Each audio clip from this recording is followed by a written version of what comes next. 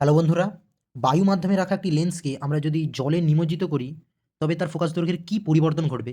এখানে অনেকেরই মনে হতে পারে হয়তো ফোকাস দৈর্ঘ্যের কোনো পরিবর্তন ঘটবে না, কিন্তু এমনটা নয়। কেবলমাত্র গোলীয় দর্পণের ক্ষেত্রে মাধ্যমের পরিবর্তন ঘটালে কোনো ফোকাস দৈর্ঘ্যের পরিবর্তন ঘটে না।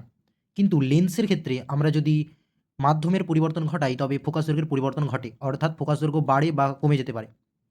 সেটাই আজকে আমরা প্রমাণ করব। বায়ু মাধ্যমের ক্ষেত্রে এই লেন্স নির্মাতার সূত্র থেকে আমরা লিখতে পারি 1/FA = mu minus 1 into 1/R1 minus 1/R2।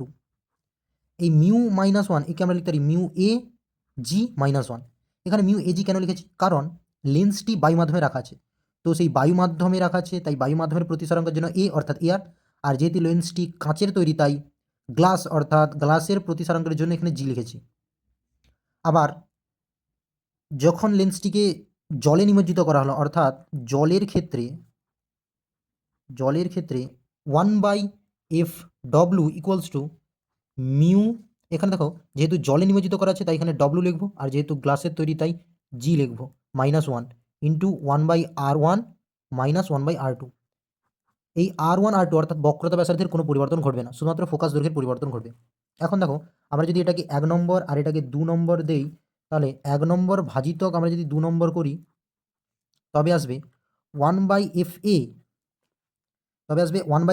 By 1/FW = mu AG minus 1 by mu WG minus 1। এই দেখো, এই দুটোকে আমরা যখন ভাগ করবো, তখন এই 1/R1 মাইনাস R2 এই দুটো কেটে যাবে, পরস্পর। এখন দেখো, আমরা যদি এটাকে সমাধান করি, তবে এই এফ এটা নিচে নামবে এবং এফ ডব্লিউটা উপরে উঠবে, অর্থাৎ এখানে হবে F W by F A = এখানে যেমন আছে তেমনই থাকবে, অর্থাৎ mu AG minus 1 by mu W G minus 1।